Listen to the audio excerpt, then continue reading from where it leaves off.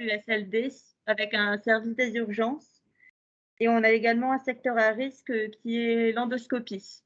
Donc on a 214 lits et places avec environ 380 salariés. Juste pour situer un petit peu le contexte. Donc au niveau des dates de visite, donc nous, notre visite était d'abord prévue en juin 2020, sous les modalités de la V2014. Donc du fait du Covid, la visite de certification a été reportée. On a reçu nos dates en juillet 2021, donc sur Calista.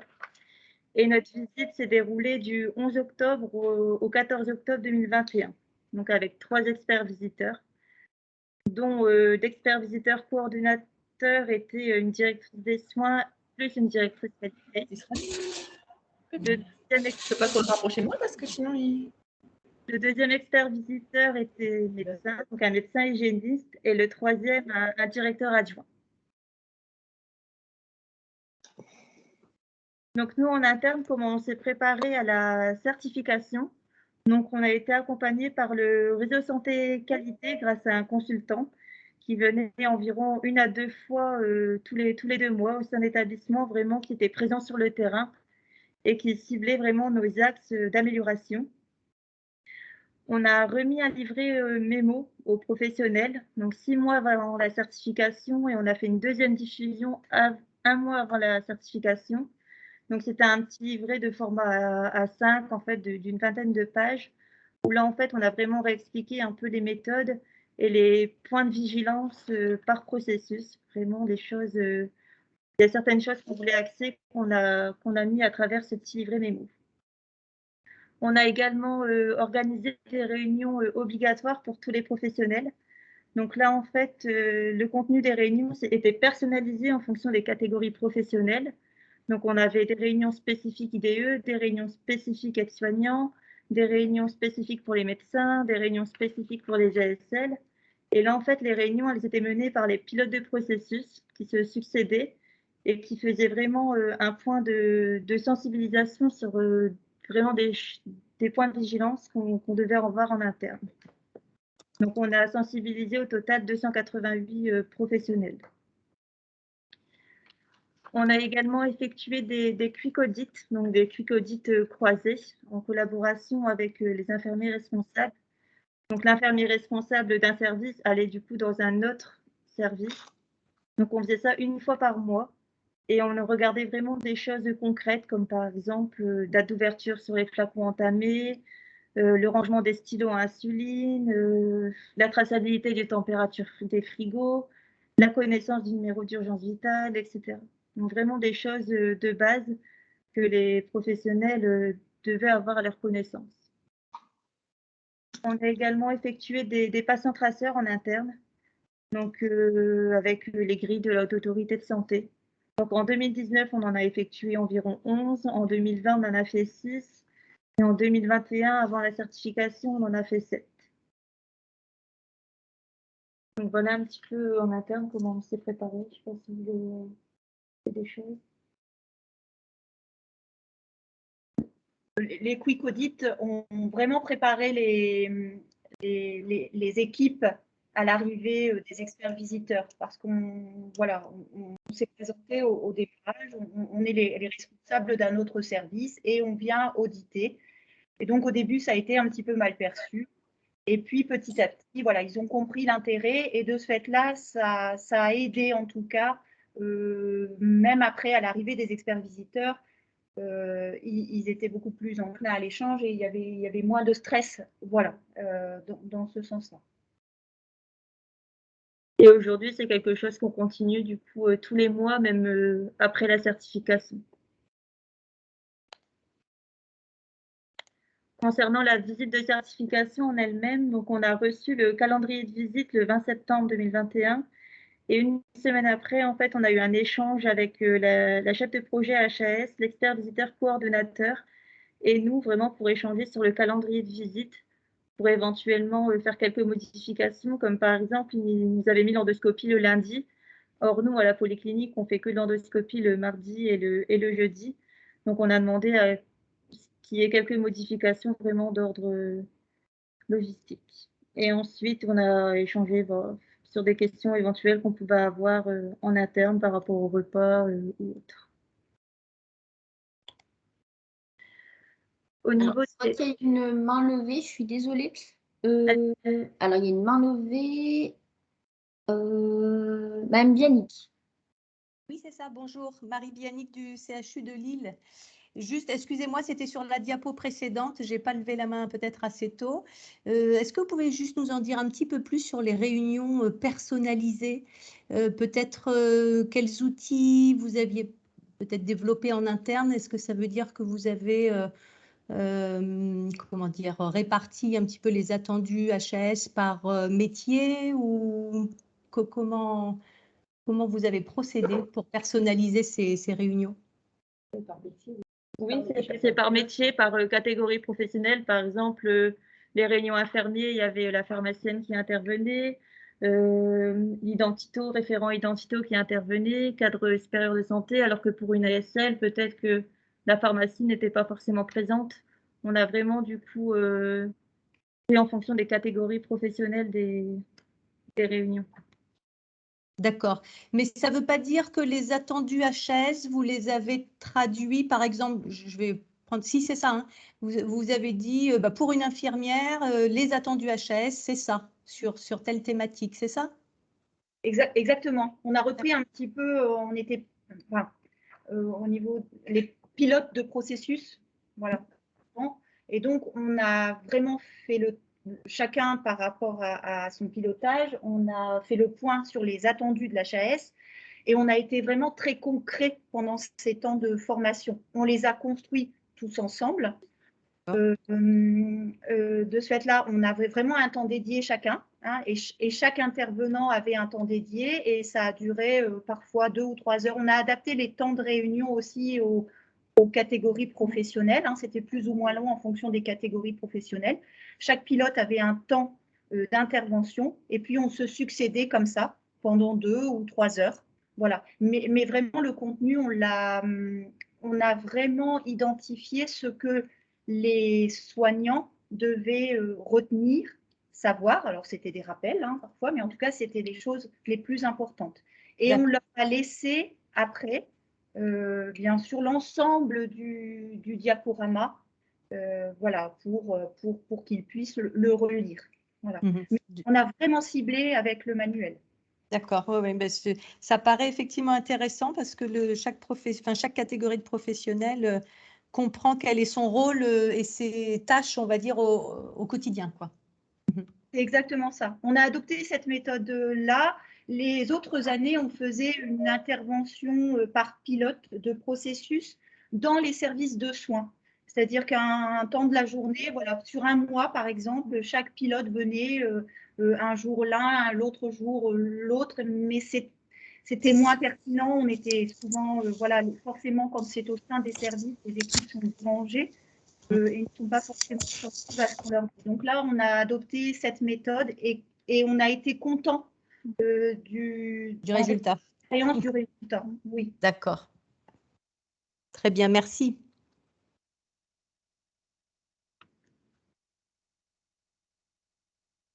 Je reprends au niveau de la visite. Donc, on a le premier jour, on a la réunion d'ouverture qui dure environ 1 heure. En participant, il y avait autour de la table le président de la polyclinique, le directeur, vice-président de CME, cadre supérieur de santé, responsable qualité et également les représentants des usagers. Donc là, en fait, le but de cette réunion, les experts visiteurs se présentent. Ils présentent le planning des jours à venir. Et nous, on a décidé de présenter un diaporama d'établissement. Donc, c'était un bref diaporama d'environ 8 slides. Vraiment le contexte actuel de l'établissement, donc post-Covid, etc. L'amplitude des journées, donc les experts visiteurs arrivent à 8 heures au matin et on fait un petit point d'étape avec eux. Donc, ils font un petit débrief des points forts et des axes d'amélioration. Et c'est à ce moment-là, éventuellement, qu'ils ajustent le planning. Donc, on va vous présenter après, mais il y a eu quelques ajustements au cours de la certification sur le planning. Des annulations de méthodes, des remplacements de méthodes, etc. Ensuite, vous verrez dans le planning, donc on a ce qu'on appelle des réunions de calage qui durent environ 30 minutes. Et là, c'est le temps en fait de transmettre les profils des patients, des parcours traceurs et des patients traceurs qu'on prépare du coup en amont.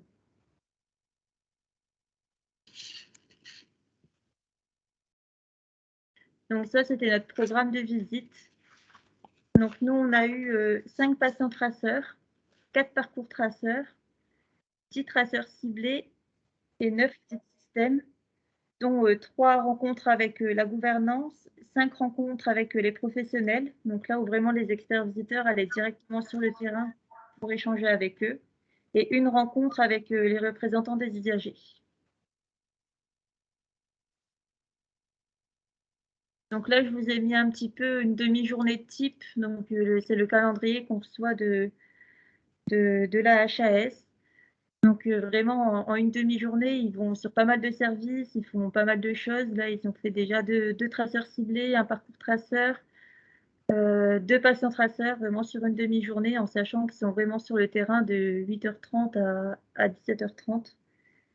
Ils sont vraiment beaucoup sur le terrain par rapport aux précédentes certifications. Et dans beaucoup de services simultanément également.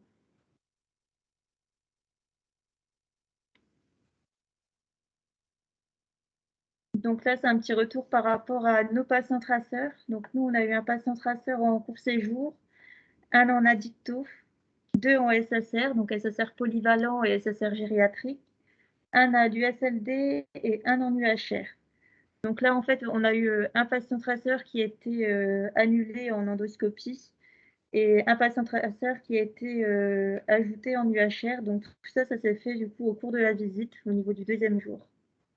Donc nous, on leur transmet vraiment la liste des patients préparés par service, avec le consentement des patients recueillis en amont. Et au niveau des patients traceurs, en fait, il y a 40 minutes d'échange avec le patient et 30 minutes avec les professionnels. Donc ça, c'est quelque chose qui nous avait un petit peu interpellés, comme quoi 30 minutes avec les professionnels, c'était peu. Mais ils échangent beaucoup avec les patients.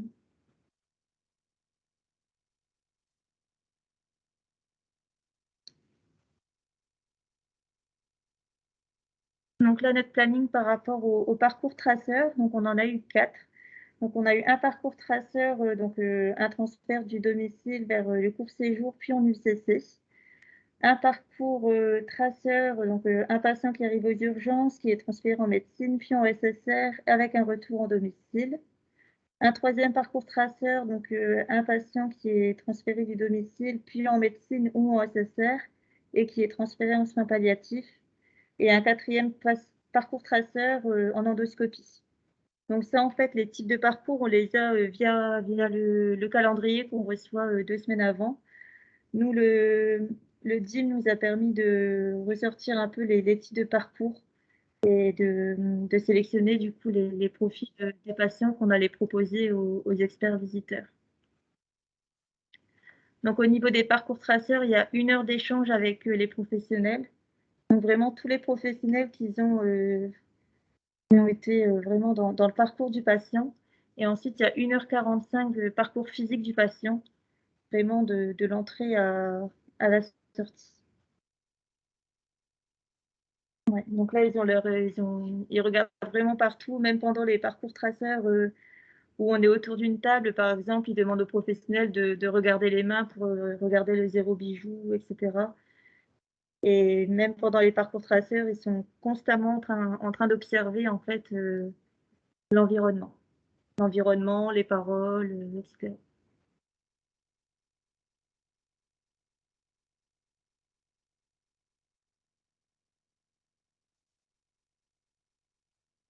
Donc, petit retour également par rapport aux traceurs ciblés qu'on a eu en interne.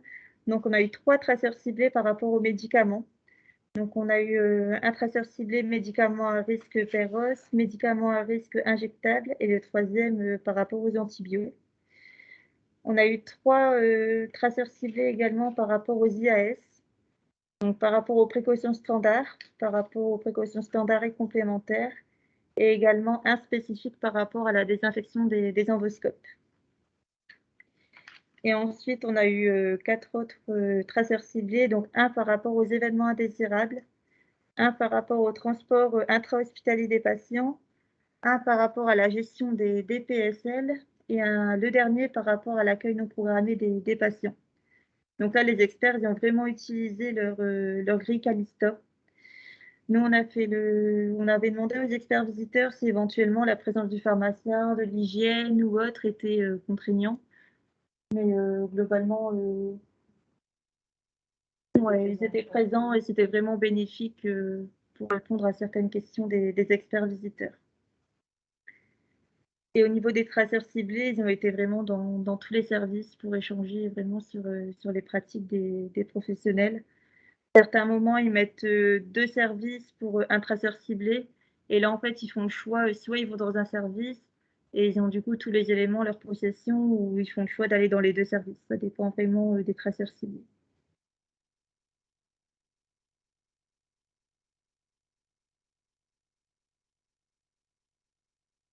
Un petit retour par rapport aux audits système.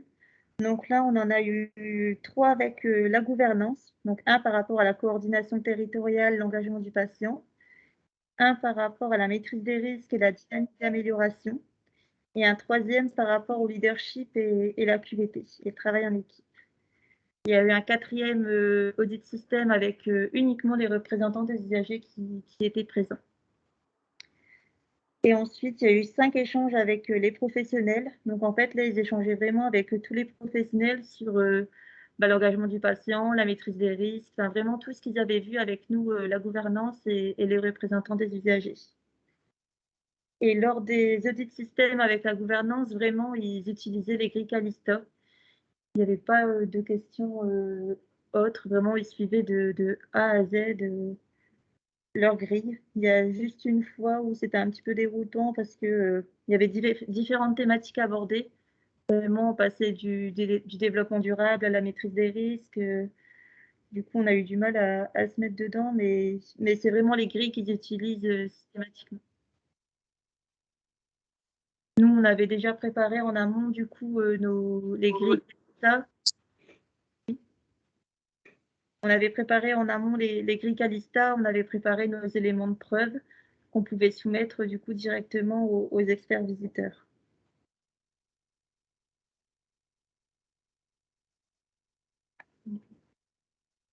Qui les ont regardés, je suppose. Oui, tout à fait. En fait, soit on leur mettait, enfin on leur donnait directement, ou même si éventuellement on ne l'avait pas forcément imprimé ou autre, on revenait vers eux pour leur donner. D'accord. Olivier Daptin, représentant des usagers. Oui, parce que... Comment ? Je dis, je me présente, Olivier Daptin, représentant des usagers. Parce que, voilà, c'était de savoir, il les regarde, il les cherche, les éléments de preuve. Il les vérifie, je veux dire. C'était ça mon propos. Tout à fait.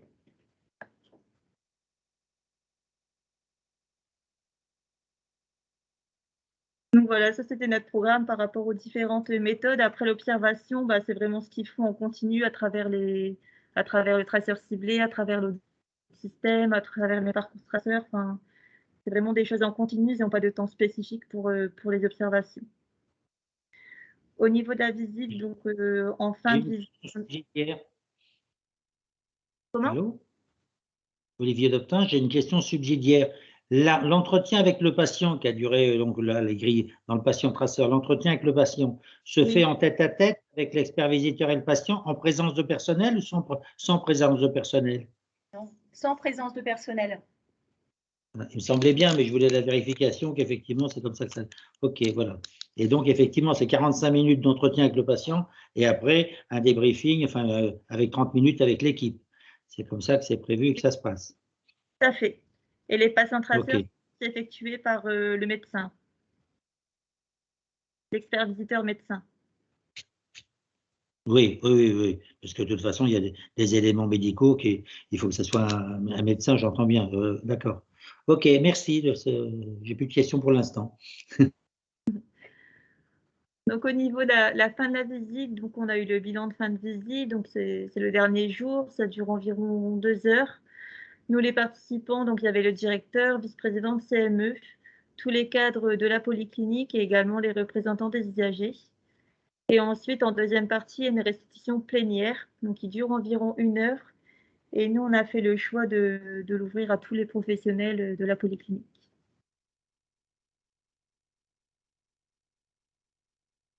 Donc là, je vous ai fait un petit récap des premiers résultats qu'on a eus lors du bilan de fin de visite. Donc en point fort, au niveau du chapitre patient, on a tout ce qui est consentement, information du patient, respect de l'intimité, confidentialité, etc., présence des proches. Et en axe d'amélioration, en fait, nous, on a bien tout ce qui est satisfaction du patient, mais il nous manque vraiment, c'est l'expression du patient et son expérience. Donc vraiment évaluer son ressenti et non vraiment la conformité des choses. Donc ça, c'est un axe d'amélioration qui nous a été remonté. Au niveau des équipes de soins, donc en point fort, on a eu tout ce qui est coordination des équipes et la maîtrise des risques liés aux pratiques, identité, transfus, prise en charge médicamenteuse, etc. Et en axe d'amélioration, c'est que en fait, nos plans d'action, ils ne sont pas forcément connus des équipes. Donc, ils nous ont conseillé vraiment de travailler un plan d'action personnalisé dans chaque service. Donc, avec 2-3 actions vraiment maximum par service, mais qui soient vraiment connues des professionnels et travaillées par les professionnels. Donc, suite à des indicateurs, suite à des FEI, suite à des audits, par exemple, mais vraiment afficher dans chaque service un petit plan d'action et vraiment que les équipes aient connaissance des actions. Parce que là, nous, actuellement, on travaille qu'au niveau du PAPS. Et c'est vrai que les professionnels, c'est compliqué de s'y retrouver dans le PAPS. En axe d'amélioration, on avait également les collecteurs OPCT. Donc là, c'était la fermeture provisoire n'était pas fermée. Donc voilà, ils nous ont remonté ça en axe d'amélioration. On a également le zéro bijou avec la présence d'alliances par certains professionnels.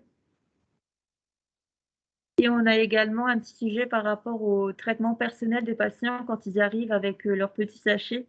En fait, quand l'expert visiteur a été voir dans l'armoire à pharmacie, on est tombé sur un sachet, mais c'était un sachet de pain, malheureusement. Et du coup, ils nous ont conseillé vraiment de retirer les sachets patients et de disposer dans des sacs propres à l'établissement. Au niveau du troisième chapitre, établissement de santé, donc en point fort, ils recherchent vraiment, c'est l'implication des représentants des usagers dans tous les sujets de l'établissement. Et en axe d'amélioration, on a tout ce qui est dispositif d'accréditation des médecins et des équipes médicales. Et également la promotion de la satisfaction du patient via ISATIS. Sauf que nous, étant en établissement orientation gériatrique, on a certaines difficultés à avoir des retours de ISATIS. Les personnes âgées n'ont pas forcément d'ordinateur ou même d'adresse mail pour y répondre. Donc c'est vrai que notre taux, il est quand même bas, notre taux de retour. Je voudrais juste compléter par rapport à la gouvernance. Ce qu'ils ont souligné aussi, c'est le fait qu'on était vraiment ancré dans le territoire.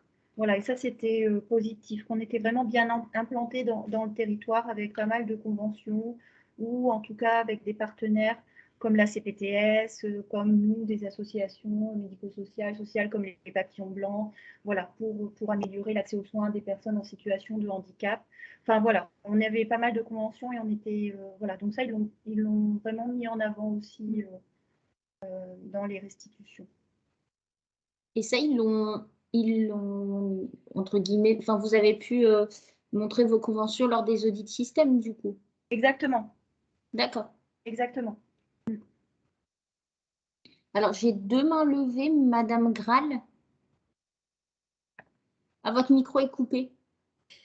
Bonjour, donc je suis Mademoiselle Graal, responsable qualité à l'Institut Van Cauwenberg de Zuidcote. Je souhaitais poser une question à Madame Douchy. Mathilde, est-ce que vous avez participé à la réunion de bilan de fin de visite? Oui, oui. Je vois le listing directeur, président CME, cadre, CVS, mais votre fonction n'est pas affichée dans ce listing. Je me suis considérée dans les cadres. D'accord, ok. C'est pour ça. Ok, ça marche. Merci. Ensuite, j'ai Monsieur Doctin qui a levé la main. Oui, moi je voudrais bien, parce qu'une des difficultés dans la nouvelle version qui perturbe beaucoup de gens, donc je suis Olivier Doctin, représentant d'usagers, secrétaire régional de France Asso Santé, et je suis moi-même, et j'appartiens à 4 et 3 établissements qui vont être certifiés tous les 3 en décembre 2022. Comme ça, à la limite, il faut se diviser. Ceci dit, ma question est aujourd'hui, ce qui perturbe beaucoup de gens, c'est l'expérience patient. Comment ils ont abordé l'expérience patient, au-delà de la qualité, et sous quelle forme, et comment vous l'avez perçue, cette nouvelle chose qui s'appelle l'expérience patient? Ouais, c'est vraiment travailler sur le ressenti des personnes. Là, on est en train de travailler sur une méthode qui s'appelle la méthode empathie que j'ai trouvée sur Internet. Et en fait, c'est suivre le patient un petit peu sur un parcours et voir un petit peu c'est quoi son ressenti. Est-ce qu'à un moment donné, il évoque ah, c'est long? Est-ce qu'à un moment donné, il évoque ah ben, tel professionnel, il ne sait pas forcément laver les mains. Enfin, c'est vraiment le ressenti propre de la personne. C'est pas forcément répondre à un questionnaire, mais voir un petit peu à quoi il pense lors de son parcours, lors de l'établissement. En fait, cette méthode, elle permet de suivre le patient comme son ombre. Oui. Du coup, comme Madame Douchy le disait, c'est vraiment de recueillir son ressenti à l'instant T et de se faire du coup tout petit. Après, de suivre comme son ombre finalement. Et de cette là, en tout cas, ça, en octobre, pendant la visite de certification, on avait à leur présenter que nos questionnaires de satisfaction et le retour de nos questionnaires de satisfaction. Ouais. Et donc, effectivement, ça a été un axe d'amélioration. Ça, c'était pas suffisant pour eux et ils nous ont vraiment sollicité. Enfin, ils nous ont vraiment demandé de travailler plutôt ce retour d'expérience de cette façon-là, quoi. D'accord, j'entends bien. Ok, merci de votre retour d'expérience, c'est le cas de le dire. Merci. Alors, il y a une question dans le chat au niveau du risque infectieux. Est-ce qu'il y a eu des questions sur l'ICSHA, sur les précautions standards ou complémentaires? Là, je suppose que c'est du coup en lien avec le traceur ciblé. Oui, et perception du patient sur la maîtrise du risque infectieux, notamment hygiène des mains. Au niveau du patient, on ne serait pas en capacité de le dire, comme on n'était pas forcément présent lors des entretiens. Ouais. Ouais. Pour les professionnels, oui, les taux d'indicateurs, ils ont regardé également. Ils sont affichés dans les services. En fait, chaque service a son indicateur tous les 3 mois. Et du coup, ils ont demandé où c'est affiché, s'ils connaissaient leur score, toutes ces choses-là. Ouais. Ils regardent vraiment l'hygiène des mains. Ça, c'est important. Et vraiment les bijoux. Hein. Ça, ils ont vraiment insisté aussi sur ça. Et du coup, c'était au regard du traceur ciblé Forcément. Forcément. Non, ils passaient dans un service tout en se questionnant. Ils regardaient en fait. Ils regardent vraiment l'ensemble. Aussi bien le soignant avec qui il discute que celui-là qui va passer dans le couloir, par exemple. D'accord, ok. Ouais, donc tout le monde finalement peut être interpellé oui. à tout moment. Ils croisent aussi les questions. Par exemple, quand nous on a été interviewés sur les IAS, ils ont questionné l'infirmière en même temps sur le médicament. D'accord. Ils croisent en fait les grilles, comme elle disait Mathilde, ils suivent la grille tout en posant des questions en fait transversales aussi.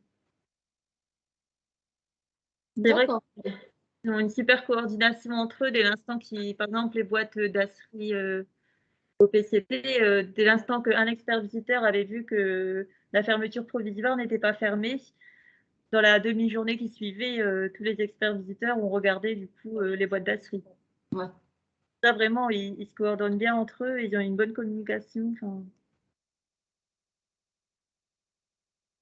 D'accord. Et moi, j'avais une question du coup sur les résultats. Les premiers résultats, est-ce qu'ils vous ont donné du coup les résultats sous forme de pourcentage? Oui, on a eu les araignées, enfin les résultats radar. En radar, d'accord, ok. Ouais. C'est ça. C'était à la fin de la visite. C'était pas chaque jour, ça c'était vraiment à la fin de la visite. Oui, tout à la fin, ouais. D'accord. Voilà, chaque jour, c'était un retour oral voilà, des points forts et des points faibles. D'accord. Et est-ce que vous aviez eu des fiches anomalies? Non, on n'en a pas eu. si on serait passé à partir de janvier, on aurait éventuellement pu avoir le 0 bijou. Ah oui, ouais. Mais Et comme il y a eu le... Mais ce n'était pas encore impératif en octobre. Ouais. Parce qu'ils ont retrouvé quelques alliances. Ouais. Voilà, c'était juste pour la. Voilà. Nous, ce n'était pas encore le critère impératif, puisque c'était en octobre, hein, il est passé impératif en janvier. Mais ils ont souligné le fait qu'il y avait des alliances. D'accord. Puis là aussi, je suppose qu'en fait, dès qu'ils voient un professionnel avec une alliance, du coup, ils sont attentifs. Ils sont du coup plus attentifs pour les suivants. Exactement. Ouais. D'où ce que disait Mathilde tout à l'heure, là où on ne s'y attendait pas, par exemple, au moment des parcours traceurs, ils ont dit, est-ce que vous pouvez lever, enfin, nous montrer tous vos mains, et voilà, ils ont vérifié qu'il n'y avait pas de bijoux. Voilà, donc l'inattendu, quoi. D'accord. Ok. Merci. Donc, nos résultats définitifs, on l'a reçu le 21 février 2022. Donc, il n'y a pas longtemps. Donc, on a eu le rapport. Donc, en fait, on a le pourcentage global. Après, on a le pourcentage par chapitre, patient, équipe de soins, établissement. On a un petit topo uniquement par chapitre. Ensuite, on a le pourcentage par objectif et le pourcentage par critère. Donc, ce qu'on évoquait, ce qui nous manquerait éventuellement, c'est vraiment les pourcentages par élément d'évaluation. Par exemple, pour le respect de l'intimité, on est à 96%, mais on ne sait pas vraiment à quel moment, en fait, il y a eu un petit couac et à quel moment on doit s'améliorer. Donc, c'est vraiment ça, en fait, qui nous manque un petit peu au niveau du rapport.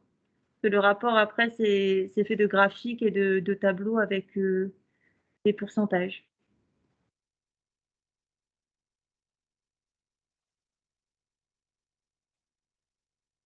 Au niveau du ressenti général, donc vraiment, les experts visiteurs sont présents sur le terrain, vraiment du matin au soir, auprès des soignants. Donc, comme on disait tout à l'heure, il y a une bonne coordination entre les experts visiteurs, ils échangent beaucoup entre eux. On a ressenti également une bienveillance des experts visiteurs, vraiment avec des échanges compréhensifs pour tous. Il n'y avait pas de moment où on ne comprenait pas la question. Et ils ont vraiment pris en compte également le contexte d'établissement. On venait de réaménager un petit peu tous les services, enfin, une répartition des soignants qui a totalement changé, etc. Post-Covid également. Donc, tout ça, c'est des éléments qu'ils ont pris en compte. Au niveau des conseils, donc c'est ce qu'on disait également, observation lors des différentes méthodes d'évaluation, que ce soit la tenue des professionnels, l'hygiène des mains, confidentialité, c'est vraiment des choses qui regardent constamment à travers toutes les méthodes. On vous invite vraiment à vous préparer à l'aide des grilles Calista et préparer quelques éléments de preuve en amont pour éventuellement leur soumettre. Les grilles Calista, c'est vraiment la chose sur laquelle ils se basent de A à Z. Et on s'est également aidé des fiches pédagogiques qui nous ont pas mal aidé lors de la préparation de la certification que vous avez à disposition du coup sur Calista. Pour ceux qui ne les connaissent pas encore, elles sont vraiment très intéressantes. Elles sont, enfin, vraiment, on vous invite à aller les voir parce que les fiches pédagogiques sont vraiment parlantes. Il y a vraiment l'attendu des experts visiteurs, ce qu'ils vont observer, ce qu'ils vont analyser. C'est vraiment clair par thématique. Voilà, sur l'urgence vitale, sur l'hygiène, sur le médicament, sur le handicap. Enfin, vraiment, voilà, il faut vraiment aller les chercher parce qu'elles sont vraiment très intéressantes. Et également impliquer les représentants des usagers dans vos projets de votre établissement. Voilà, je ne sais pas si vous avez des choses à rajouter. Vous avez des questions? Dans votre, Olivier Doptin, toujours dans votre expérience à vous, vous mettez quoi et jusqu'où ça va l'application de RU? Est-ce que c'est d'être là à la séance d'ouverture? Est-ce que c'est d'être là au débriefing du matin, les petits débriefings rapides? Ou est-ce que c'est être là Évidemment, il y a la rencontre d'une heure qui est prévue avec les RU et les experts, mais ça existait déjà. Est-ce que c'est évidemment être là à la réunion de restitution, la dernière? Ça me paraît être le minimum. Qu'est-ce que vous y mettez, vous, derrière le mot impliquer les RU? Puisque moi, je suis en charge. Alors, pour dire aussi, je suis en charge de la formation des 582 RU des Hauts-de-France, donc ça m'intéresse de voir comment vous le déclinez. Bah, nous, impliquer les RU, c'est pas seulement lors de la certification, mais vraiment quand vous avez des projets qui impliquent directement les patients, vraiment associer du coup les représentants des usagers dans tous les projets que vous faites. Vraiment présenter ce que vous faites également en CDU, enfin vraiment ça permet d'avoir un œil extérieur que nous on n'a pas forcément, et enfin nous ça nous aide beaucoup dans la réalisation. Il y a certains Je suppose est-ce qu'ils vous ont demandé si, par exemple, il y avait un projet des usagers? Je suppose Oui. qu'ils ont dû évoquer ça. Oui. D'accord. Il y a certains établissements pour impliquer leurs usagers au niveau de cette nouvelle certification qui ont donné quelques missions un peu pour les impliquer un peu plus, notamment les fiches observation. En fait, du coup, c'est pour aider les professionnels, c'était les représentants des usagers qui allaient faire les observations sur le terrain. Donc avec la grille, la grille Calista des observations. Et du coup, ça permet, je trouve que c'est une bonne idée vu que ça permet aux représentants des usagers de s'impliquer, de passer dans les services et de se faire connaître, entre guillemets. Et puis, comme il n'est pas, on va dire, tous les jours dans le service, il a ce regard extérieur pour identifier du coup les observations, la signalétique, etc. Donc voilà, c'est une petite piste, mais je sais que certains établissements ont donné cette mission à leurs représentants des usagers. Nous, les représentants des usagers sont présents, par exemple, au groupe Bientraitance, bien sûr en CDU, au COPIL Qualité Gestion des risques. Ils étaient présents également lors des réunions de préparation de la certif par catégorie professionnelle. On en a parlé tout à l'heure en début de séance. Et donc, ils ont aussi eu un point. Ils ont présenté le droit des usagers. Voilà. Et de ce fait-là, ils se sont fait connaître aussi pour les nouveaux arrivants qui ne connaissaient pas encore. Voilà, ils sont vraiment impliqués tout au long de l'année. C'est ça qu'il faut montrer. Et bien sûr que les soignants connaissent les représentants des usagers. Et l'entretien avec le représentant des usagers était tout seul ou il pouvait se faire aider d'un cadre ou d'un autre professionnel? Non, ils sont tous seuls. On était à 3 représentants des usagers, en direct avec l'expert visiteur, la responsable qualité, la responsable de l'expertise, et quelqu'un de plutôt bienveillant et puis d'attentif à nos propos, de vérifier qu'il y avait bien une bonne entente entre la direction de l'établissement et l'accueil des représentants des usagers, comment ils étaient intégrés dans les services et comment ils étaient impliqués pour améliorer les choses. D'accord, ok. Mais à votre réunion de représentants des usagers avec l'expert visiteur, un ou deux, ça dépend de la dimension de l'établissement, vous n'êtes que seul, il n'y a pas de cadre avec vous, il n'y a pas de professionnel de santé. On n'est il n'y a que vous. De l'expert visiteur. D'accord, c'est bien ce qui me semblait. Ok. Et effectivement, dans ce qui a été évoqué là, la dame, c'est effectivement, je suppose qu'il s'intéresse aussi à l'implication, alors c'est moi qui le dis, des représentants d'usagers dans différentes structures, genre CLIN, CLUT, CLIN, est-ce que quelque part, quelqu'un disait s'ils font partie soit du groupe qualité, soit de la bienveillance. Donc je pense que c'est des questions qui sont posées, puisque je l'ai vu dans différents établissements, c'est des questions qui les intéressent aussi, simplement pas qu'à la certification, mais quelle est au quotidien, je dirais, ou quelle est l'implication réelle des usagers sur le long terme, quoi. Exactement. Ils sont bien conscients aussi du fait que les représentants des usagers sont des bénévoles. Là, tout à fait. Nous sommes d'accord. Moi, ils s'impliquent sur leur fonction de représentant des usagers. Ils savent bien que Si on veut vraiment faire toutes les missions qui incombent aux représentants des usagers, c'est presque un travail à mi-temps. Je ne sais pas qui vous êtes, mais c'est une voix que je connais. Pascal Duitsch. On s'est déjà rencontrés. Ok. Alors ensuite, il y a plusieurs questions dans le chat, notamment quelles sont leurs attentes sur les patients en situation de fin de vie? Ont-ils des exigences sur les directives anticipées? La question avait été posée aux patients. La question avait été directement posée aux patients. Est-ce qu'ils ont est-ce qu'ils ont les directives anticipées? Est-ce que nous, on a la possibilité d'en rédiger? Par exemple, on a le formulaire de la HAS à disposition sur notre gestion documentaire. D'accord, ok. Et c'est pas, enfin, il vérifie aussi que la question est posée pour tout patient, pas simplement pour les patients en fin de vie.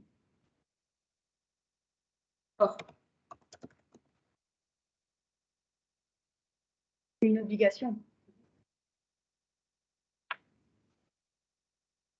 Alors ensuite, il y a une question plutôt pour le SSR. Bonjour, avez-vous une question sur les admissions en SSR, entre parenthèses, critères du manuel, admission pluriprofessionnelle?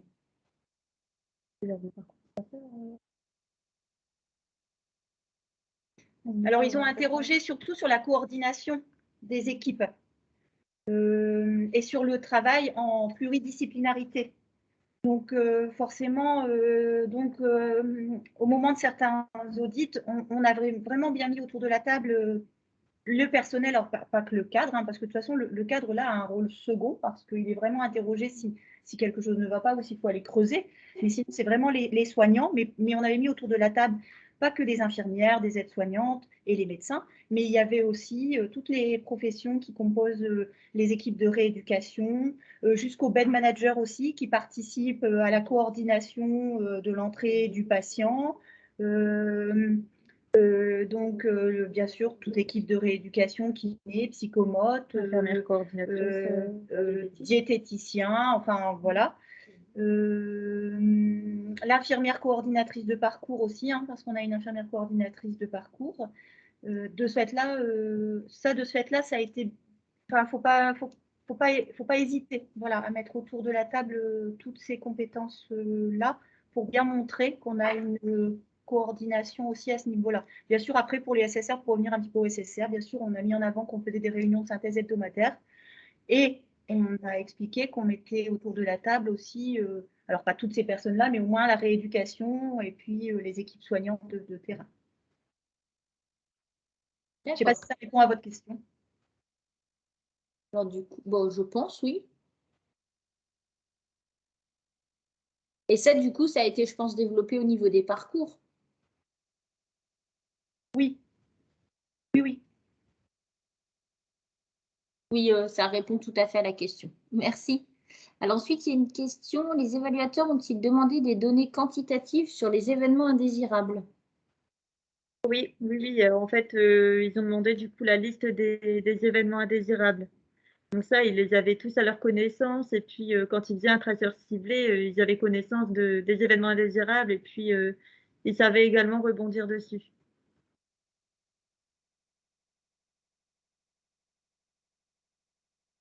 Et ensuite, donc, plus pour l'endoscopie, comment s'est déroulé l'audit du secteur à risque endoscopie? Quelles questions concernant les directives anticipées? Alors en endoscopie, c'est peut-être pas le point qu'ils ont vraiment traité en endoscopie. Bien sûr, ils ont vérifié qu'au niveau de la checklist d'entrée, il y avait la personne de confiance, bien sûr, qui était complétée. Mais ça pourrait. Mais ça peut. Ils n'ont pas pointé là, nous, spécifiquement cette question-là, mais ils auraient pu vérifier. D'accord. Ils auraient pu vérifier.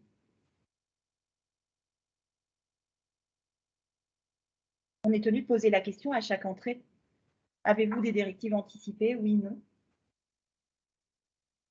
Ouais. Ok. Connaissez-vous les directives anticipées? Normalement, on doit développer, il faut développer aussi. Et ensuite, S'il vous pour revenir aux événements indésirables, la personne demande si c'était uniquement les événements indésirables graves. Non, tous. Tous? Ouais. En fait, le traceur ciblé EIG, il n'était pas forcément sur les événements indésirables graves, mais ils échangeaient également sur nos événements indésirables basiques, entre guillemets, comment on les gérait en interne. D'accord.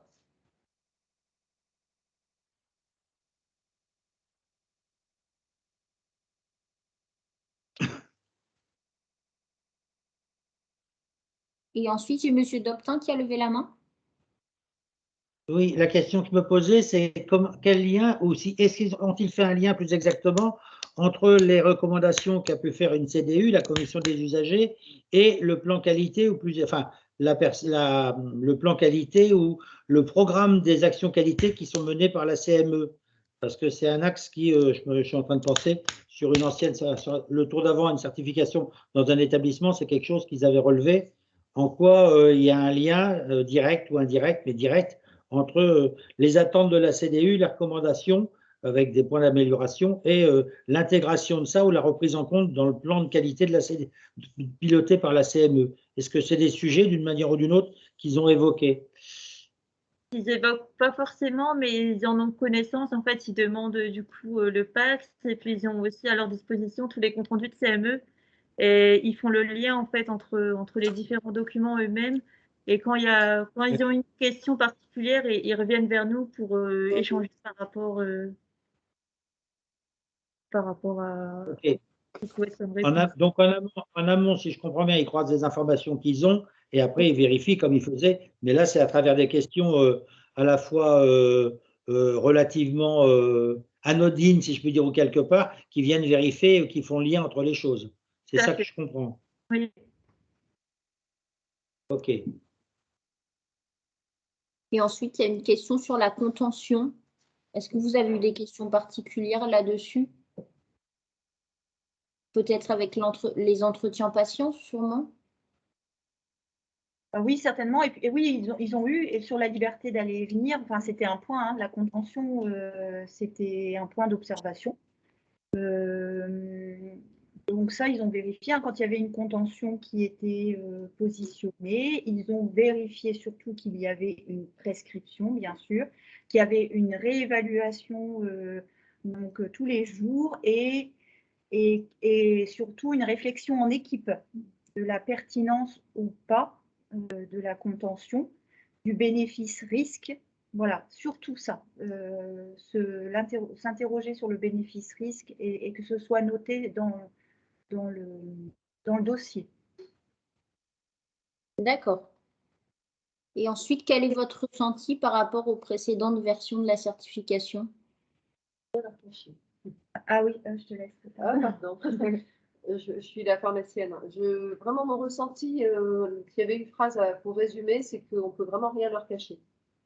Honnêtement, par rapport à d'autres certifications, ils ont un art consommé pour tout vérifier avec bienveillance en plus, donc on l'a bien vécu. Mais effectivement, on vient de le dire plusieurs fois, ils peuvent aller dans un service voir quelque chose et regarder le reste en même temps.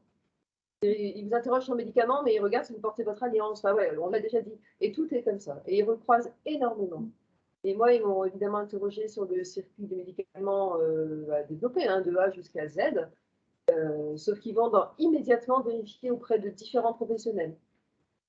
Voir si les procédures sont connues, si les infirmières disent la même chose que vous, si les médecins disent la même chose que vous, en votre présence et immédiatement. Donc, il n'y a pas moyen de mentir, très honnêtement. Si les procédures ne sont pas respectées, pas connues, on ne peut pas les entourlouper, en fait. Hein, je vous parle un peu trivialement. Ça, c'est mon ressenti de pharmacien. Et puis, a priori, ils sont vraiment sur le terrain, donc c'est vrai que vous ne pouvez pas cacher les choses, quoi. C'est vraiment... Dites quelque chose, vous êtes déjà dans un service sur ce qui est le terrain pour moi, vous expliquez quelque chose, on va vérifier tout de suite. Et hop, on va vérifier tout de suite. On ouvre l'armoire, on tire les tiroirs, on tire un chariot, on va voir la pharmacie tout de suite. Bah, tiens, il y a une préparatrice, on va lui demander si elle dit comme vous. Bah, voilà, c'est très très vivant et très en situation. par rapport au... D'accord, merci. Alors, il y a une dernière question, toujours en lien avec les contentions. Comment avez-vous fait la différence entre les barrières de contention et les barrières de sécurité, pardon, par exemple, pour prévenir les chutes? Et ensuite, y a-t-il eu une rencontre avec les équipes? Allez-y. Pardon.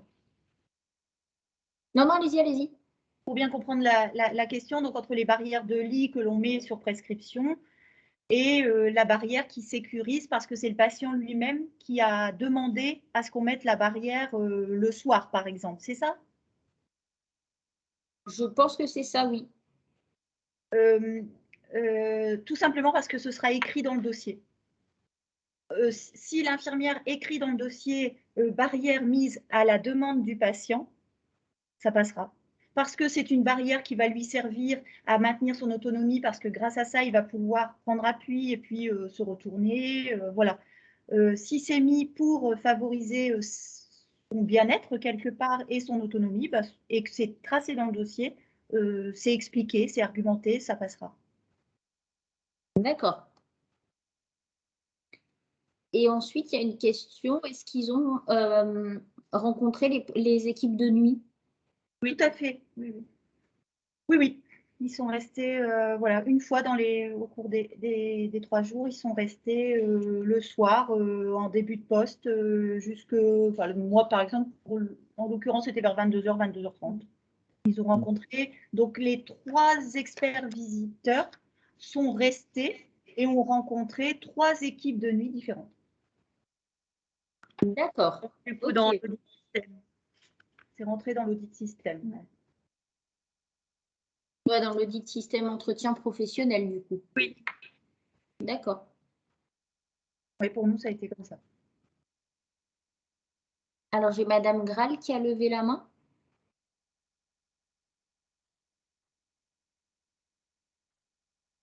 Vous avez oui, votre micro est coupé. Oui. Je voudrais revenir sur les barrières. Vous disiez que ça passe si c'est écrit dans le dossier. Moi, je souhaitais avoir une autre question, étant donné qu'on reçoit une majorité de mineurs, nous devons recueillir l'avis des parents concernant les barrières ou un avis soignant ou un avis médical suffit-il? Parce que nous avons des mineurs en situation de polyhandicap qui se mettent en danger, qui chutent. Donc ça, c'est une prescription médicale alors? C'est la question que je vous pose. Pour moi, oui. C'est pour la sécurité, oui. Alors, après, nous, on n'a pas de mineurs, donc d'accord. Ok. On n'a pas approfondi le sujet. Mais de ce fait-là, si c'est une prescription médicale, ça, bon, voilà, c'est tout. Ça rentre dans la procédure de prescription de contention. Sinon, si c'est un mineur, je suppose, voilà, bien sûr, il faut que les parents soient d'accord, mais ça doit être, pour moi, ça doit être une décision médicale. Ça ne peut être que ça. Pour moi aussi. Hein, pour moi, c'est une décision médicale. Mais bon, ceci étant, je vais revérifier sur l'Institut. Oui, je suis désolée. Non, mais soyez pas désolés, bien au contraire. Merci.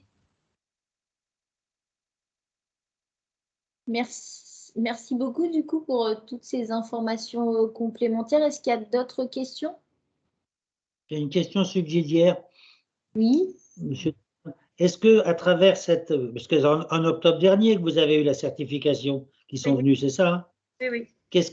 Comment vous avez ressenti, ou d'une manière ou d'une autre, est-ce que quelque part vous avez eu dans leurs questions, dans leur comportement ou en ambiance générale quelque chose qui est en lien plus ou moins avec la crise Covid? Est-ce que ça a pour vous, l'expérience avant, est-ce que ça a changé leur questionnement, leur comportement? Je ne parle pas simplement aux infections nosocomiales, hein, parce que voilà, mais quelque part où ils étaient complètement indépendamment, ils ont suivi leur schéma, leur questionnement, indépendamment du fonctionnement de l'hôpital avec la crise, d'une manière ou d'une autre.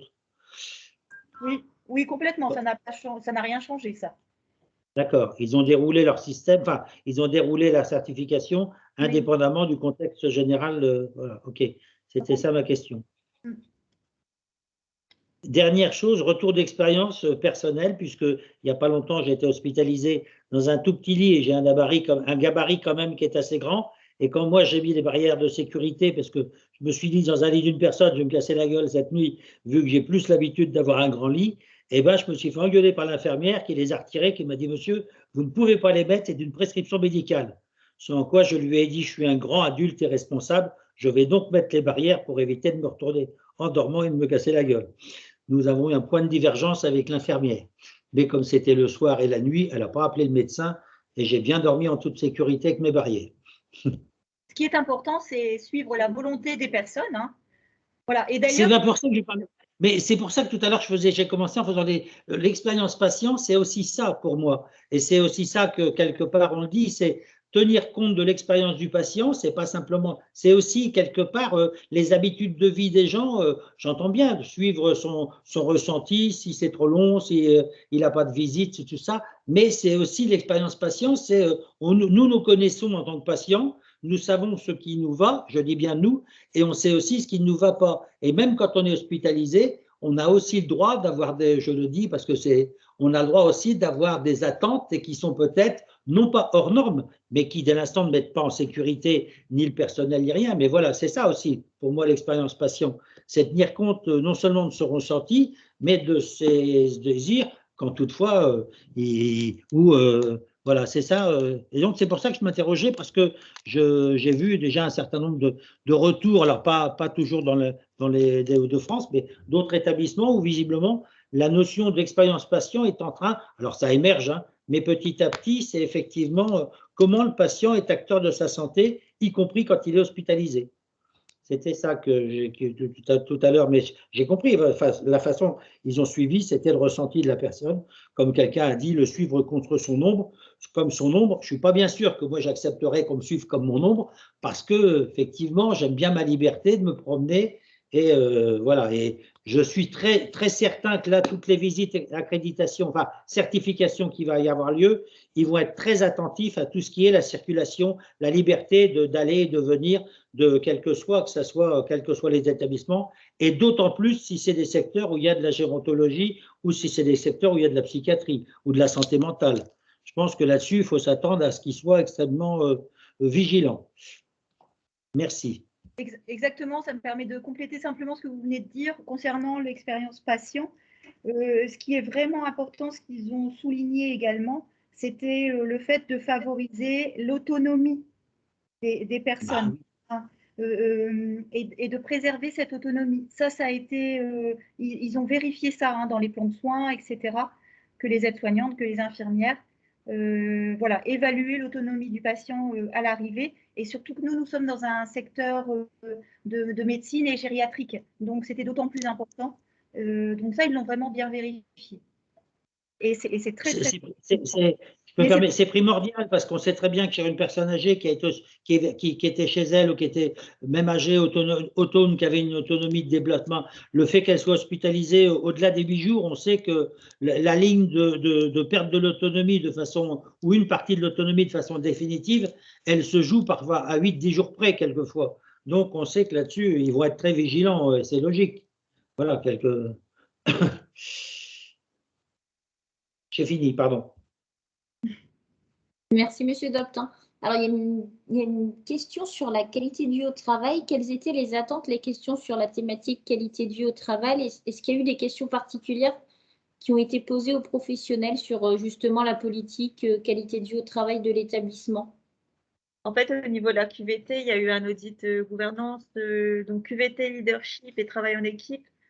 Donc là, vraiment, pour sortir les grilles Calista, enfin, c'est vraiment les mêmes questions qu'ils posent lors des audits système gouvernance. Il faut vraiment suivre du coup la grille de A à Z. Je les ai pas sous la main, mais vraiment, si vous avez les grilles, ils ont vraiment… Ouais, tout est dans les grilles Calista, finalement, ils ont vraiment suivi… Tout à fait, oui. D'accord. Et après, oui, voilà, ils font un retour dans les services par rapport à la QVT. En fait, en audit système, le premier matin, on a été interrogé là-dessus. La gouvernance a été interrogée là-dessus, sur la QVT, sur tout ce qu'on avait mis en place. Donc ça, il faut vraiment faire le lien avec avec le livre HAS, mais après, ils ont interrogé, par exemple, Madame Maï, pharmacienne. Oui, tout à fait. Moi, en décortiquant le circuit des médicaments, ils m'ont demandé ce qu'on faisait pour faire. Est-ce que je me sentais concernée à la QVT? Est-ce qu'on met des choses à votre disposition? Qu'est-ce qui se passe dans l'établissement? Aux préparatrices aussi. Donc, c'est ce qu'on disait, ils recroisent. Ils m'interrogent sur le médicament, mais ils glissent une question QVT. D'accord, ouais.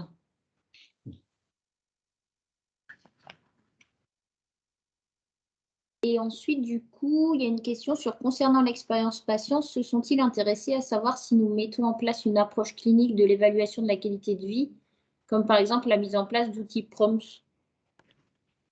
Ils en ont parlé, mais nous, c'est pas quelque chose qu'on a développé en interne, donc on n'a pas plus parlé. D'accord. C'est une méthode.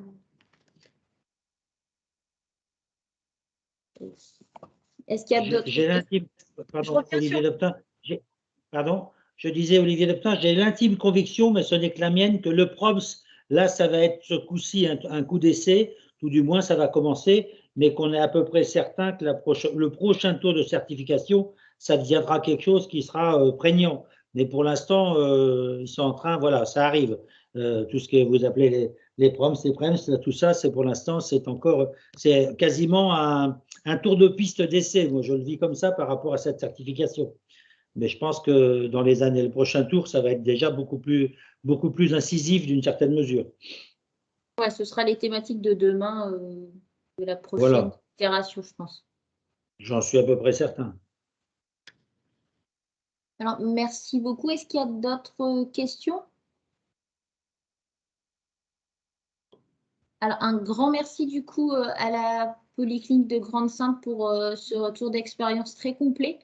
Un grand merci du coup à tous les professionnels aussi de la clinique. Je vois que vous êtes nombreux à travers l'écran pour nous avoir fait partager ce retour d'expérience. Un grand merci. Je pense que ça va aider pas mal d'établissements de la région à se préparer également, avec notamment les quelques diapos que vous aviez mis à disposition pour justement vous préparer et comment vous vous êtes préparé à cette certification. Et puis bravo pour votre résultat de certification aussi. Faut aussi vous féliciter pour ça. Et puis du coup, n'hésitez pas si vous avez des questions d'ici quelques jours ou quelques semaines, n'hésitez pas à revenir vers nous. Et si vous avez des questions à poser à l'établissement, je pense que si Madame Douchy en est d'accord, je lui enverrai un petit mail si jamais il y a d'autres questions qui viennent d'ici quelques jours ou quelques semaines suite à ce retour d'expérience. Oui. Alors, je vais juste en profiter pour vous partager mon écran pour les dernières informations. Du coup, si vous voulez aller plus loin, il y a les fiches flash sécurité qui ont été formalisées par la HS qui sont disponibles sur le site de la HS, mais aussi sur Calista, si vous avez souhaité un peu plus d'informations là-dessus. Donc là, je vous ai remis les ressources HS, donc notamment avec tous les supports HS et les documents mis en ligne. Et notamment, c'est ce que disait la Polyclinique de Grande-Synthe, peut-être de céder des fiches pédagogiques. Alors, il y en a des nouvelles qui vont paraître. A priori, la HS est en train d'en produire des nouvelles. Mais voilà, donc ces fiches, c'est par thématique. Et comme disait la Polyclinique de Grande-Synthe, c'est vraiment, en fait, l'idée, c'est de savoir jusqu'où les experts visiteurs vont aller, qu'est-ce qu'ils vont aller chercher, qu'est-ce qu'ils vont poser comme question aux professionnels, etc. Donc, c'est un peu une source d'information et je vous conseille fortement d'en prendre connaissance. Donc, il y a 24 fiches pour l'instant qui sont disponibles. Il y en a d'autres qui vont arriver. Donc, je vous ai remis les liens pour que vous puissiez y avoir accès un peu plus facilement. Ensuite, n'hésitez pas, nous, on a des grilles patient-traceurs qui sont adaptées. On a une grille patient-traceur Covid avec un mémo. On a des grilles parcours aussi adaptées si vous avez besoin, avec également une grille parcours traceur Covid avec un mémo. Je les ai laissés, mais on peut se dire, enfin, j'espère que tout ça c'est fini et c'est derrière nous et qu'on n'en parlera plus d'ici quelques semaines, voire quelques mois, voire quelques années. Ce serait vraiment top. Et ensuite, donc au niveau, juste pour information, on a fait d'autres retours d'expérience d'établissements de la région qui sont disponibles du coup en replay sur notre site internet. On a eu un retour d'expérience d'un expert visiteur qui a passé plusieurs visites de certification V2020 disponibles également en replay. Et ensuite, on a nos cafés rencontres en partenariat avec l'Omedit et le CEPIAS qui sont disponibles aussi en replay. Et si vous avez besoin des présentations, n'hésitez pas. On peut vous envoyer ce dont vous avez besoin. Et du coup, les prochaines dates à venir, donc on va vous proposer, je pense, courant avril, un retour d'expérience d'un expert visiteur médecin exclusivement dédié aux patients traceurs en visite pour avoir un peu son retour d'expérience. On va réaliser d'autres cafés rencontres avec l'Omedit, sûrement sur les produits sanguins labiles ou les dispositifs médicaux. On est en train de voir sur quelle thématique on va vous proposer. Un café rencontre avec le CEPIAS et l'Omedit, donc sur le critère impératif, les bonnes pratiques d'antibioprophylaxie. Et on souhaitait réaliser du coup une deuxième session du café rencontre avec notre partenaire le CEPIAS sur le risque infectieux avec un retour d'expérience spécifiquement sur la thématique du risque infectieux. Voilà, c'était pour vous donner un peu les dernières infos. En tout cas, encore un grand merci à la Polyclinique de Grande-Synthe pour ce retour d'expérience. Et puis, bel après-midi à tous et puis bon courage. Bonne fin de journée. Laurine? Oui. Laurine? Olivier Doptin, est-ce que quelque part dans tes fiches et dans tes gens, est-ce que vous avez quelque chose sur l'HAD? Est-ce que vous avez un établissement HAD ou une HAD qui a déjà été… parce que ça m'intéresserait beaucoup d'avoir un retour d'expérience d'un HAD. De retour d'expérience d'établissement HAD. On s'est mis en alerte avec nos autres structures dans d'autres régions. Dès qu'on a un retour d'expérience d'un établissement, enfin d'une HAD, on essaye d'avoir ce retour d'expérience, mais pour l'instant, on n'en a pas. On a interpellé l'expert visiteur qui est intervenu pour nous, est également au courant et il sait qu'on est intéressé par ce sujet. Du coup, il nous a même proposé, enfin, il nous a même dit que s'il y avait un établissement d'une autre région qui passait, il allait nous en informer, mais pour l'instant, on n'a aucun retour au niveau de l'HAD. Mais on s'est gardé dans un coin de la tête et en alerte pour vous proposer tout ça. Parfait, très bien. Merci à la Polyclinique et merci à vous, RSQR. Et puis, bon après-midi à tout le monde. Merci, bon après-midi à tous.